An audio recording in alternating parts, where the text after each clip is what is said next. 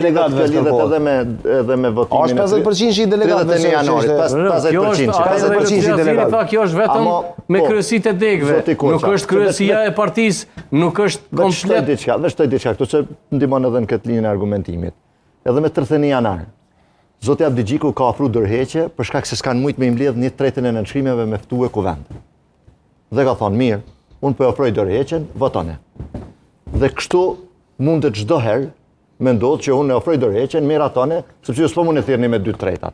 Me 1/3 e delegatëve me thirr mbledhjen e kuvendit. A është më rëndësi kjo? A është më rëndësi me u ngrit LDK-ja? Nëse çështo vazhdon, Lumir Abdigjiku çdo herë me kamuflu, LDK-ja ka më ardhur me luftu për prak.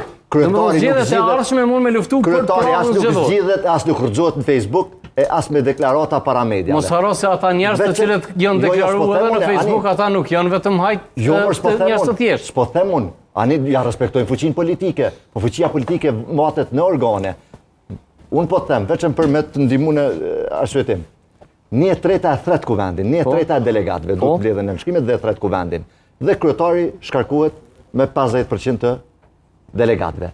Tani, kjo s'ka ndodhë dhe s'po mundet me ndodhë. Jo, nuk e dinau, kjo ka qenë vetëm takimi i parë. Unë e di që delegat e LDK-s janë duke organizu për me imbledh në nënshkrimet për me thirr kuvendin. Unë nuk e di.